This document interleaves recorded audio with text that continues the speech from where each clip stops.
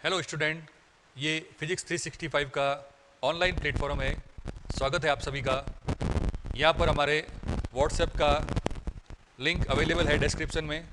यहाँ पर क्या किया जाता है, हर रोज़ होने वाले हिंदी और इंग्लिश मीडियम के नोट्स जो हैं वो अपलोड किए जाते हैं, जो कि स्टूडेंट के लिए बहुत ज़्यादा हेल्पफुल रहेंगे।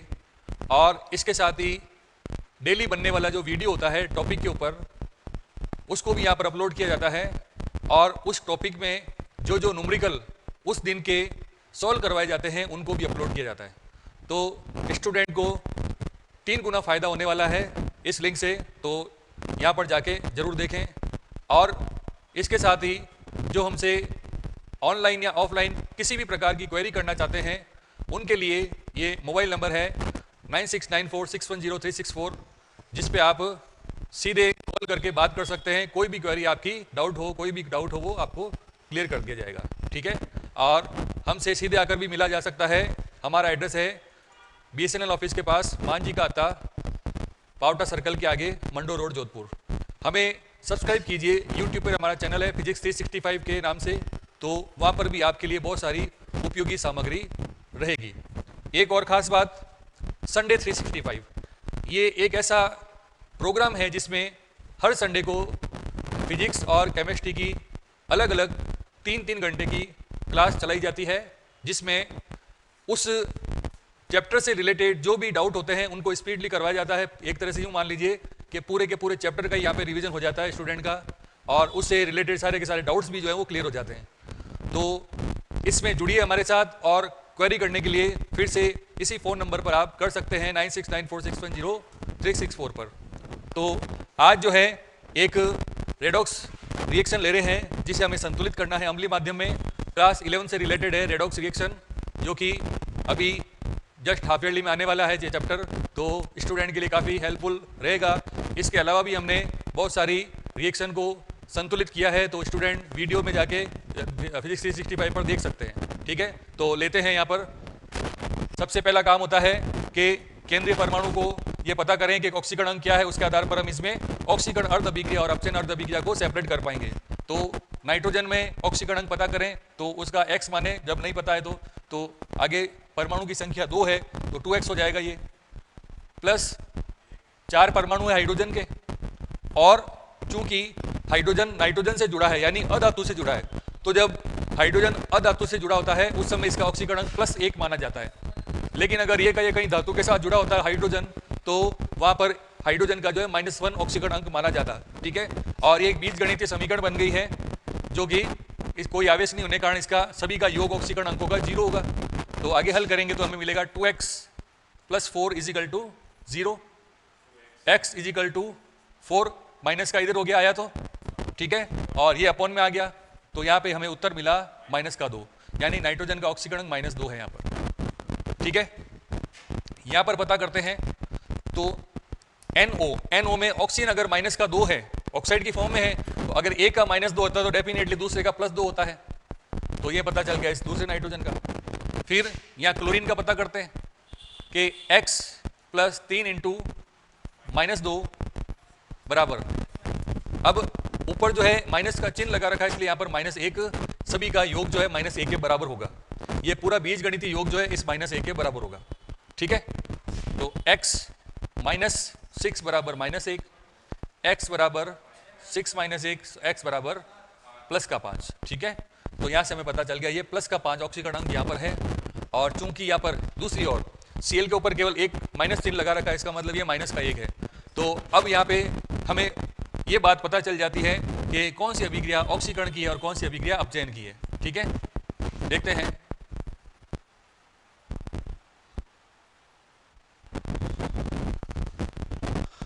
-2 से हो रहा है +2, और +5 से हो रहा है -1।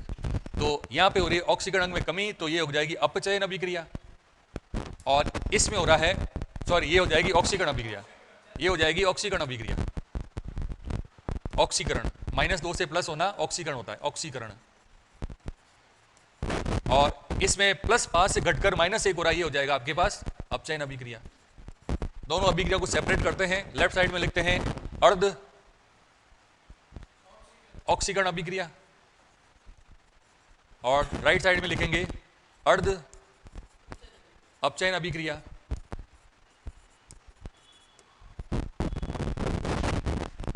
N2H4 से मिला NO, ClO3 से मिला ClO3 माइनस से मिला Cl माइनस।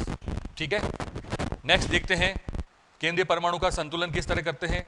यहाँ पर नाइट्रोजन 2 है, यहाँ पर 1 है, तो अगले स्टेप में यहाँ पर नाइट्रोजन की संख्या हमें पहले बराबर करनी पड़ेगी। ये हमने बराबर कर दिए 2NO। ठीक है, अब यहाँ पर देखें ऑक्सीजन परमाणु की संख्या इधर 2 है, इस तरफ 1 भी नहीं है, तो क्या किया जाएगा, इसमें 2 जल के अणु इस तरफ जोड़े जाएंगे 2H2O।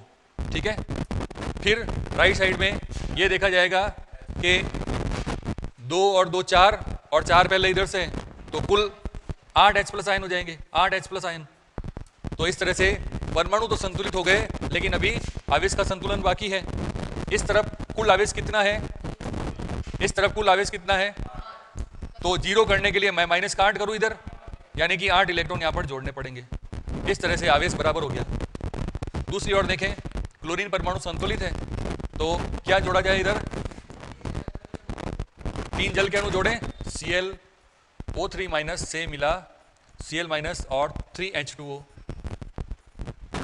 फिर देखें क्लोरीन परमाणु संतुलित है, ऑक्सीजन संतुलित हो गया, हाइड्रोजन को संतुलित करना है, तो हाइड्रोजन को संतुलित करने के लिए क्या करें, यहां पर अच्छी तरह देखो क्या करना है, टोटल 6 है, तो 6H+ आयन यहां पर जोड़े जाएंगे, 6H+ आयन। ठीक है, इसके बाद में ये सबसे इंपॉर्टेंट स्टेप होता है यहाँ पर आवेश का संतुलन। जो इसको पार कर जाएगा वो पूरी अभिक्रिया को आसानी से संतुलित कर पाएगा। ठीक है, ये स्टेप को समझना जरूरी होता है कि जितना लेफ्ट में आवेश यहाँ 0 था ना, इसलिए यहाँ पर 0 करना पड़ा। यहाँ पर देखते कितना आवेश है, देखो माइनस का 1, प्लस का 6 है ना, तो कितना है प्लस का, यहाँ पर कितना है, माइनस का 1 है। तो अब यहाँ पर अगर मैं इधर इलेक्ट्रॉन जोड़ूंगा तो कोई मतलब नहीं है, लेकिन मैं इधर कोई इधर प्लस का 5 नहीं बना सकता, लेकिन इधर मैं माइनस का 1 बना सकता हूँ। मुझे क्या करना है, यहाँ पर माइनस का 1 बनाना है, तो यहाँ पर इलेक्ट्रॉन जोड़ने पड़ेंगे। माइनस का 6 करूँ तो हमारे पास माइनस का 1 आ सकता है, माइनस का 6 का मतलब यहाँ पर 6 इलेक्ट्रॉन जुड़ेंगे, तो यहाँ पर हो जाएंगे 6 इलेक्ट्रॉन प्लस। ठीक है, ये हो गया काम हमारा।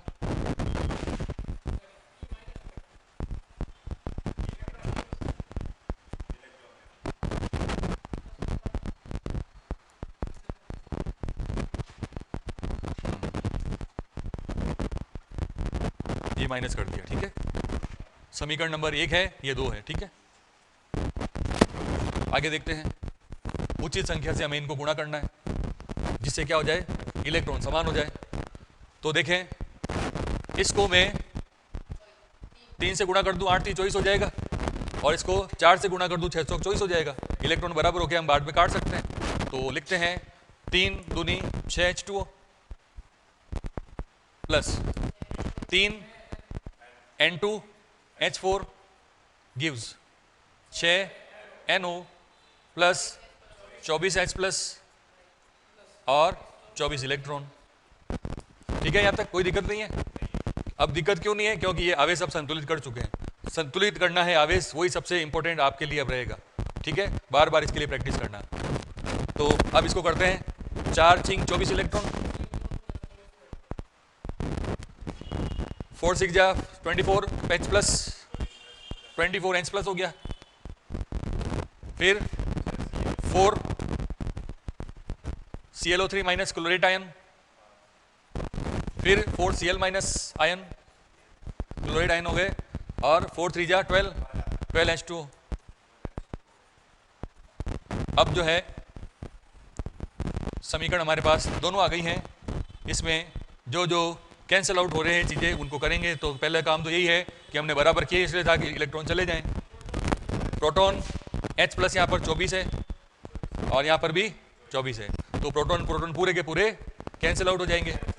फिर यहाँ पर 6 जल के अणु, यहाँ पर 6 बच गए, यहाँ पर अपने आए थे 6। हाँ, और बाकी अब कोई भी कटने वाली चीज़ नहीं है, तो यहाँ पे आ जाएगा आपके पास 3N2H4 plus 4 ClO3 minus gives 6NO 4 chloride और 6H2O। ये हमारे पास में इस पूरे समीकरण का रिजल्टेंट है। तो जैसा हमें क्वेश्चन में दे रखा था उसी के अनुसार हमने काम कर दिया है। ये अम्लीय माध्यम बोला, हमने अम्लीय माध्यम में किया है, तो हमें जो चार्ज मिला है चार्ज भी चेक कर लेते हैं। माइनस का यहाँ पर 4 है और कुछ भी नहीं है, इधर भी माइनस का 4 है, तो आवेश दोनों तरफ बराबर है, तो ये समीकरण जो है अम्लीय माध्यम में संतुलित हो चुकी है। ठीक है, इस समीकरण के लिए कभी भी आपको ये नहीं कहा जाएगा कि इसको क्षारीय माध्यम में संतुलित कीजिए, क्योंकि जब H+ आएगा ही नहीं आपके रिजल्टेंट में तो उसको क्षारीय माध्यम में आप कन्वर्ट नहीं कर पाएंगे, इसलिए इसको अम्लीय माध्यम में संतुलित करने के लिए बोला गया है। ठीक है, मिलते हैं नेक्स्ट वीडियो में और देखते हैं। Thank you.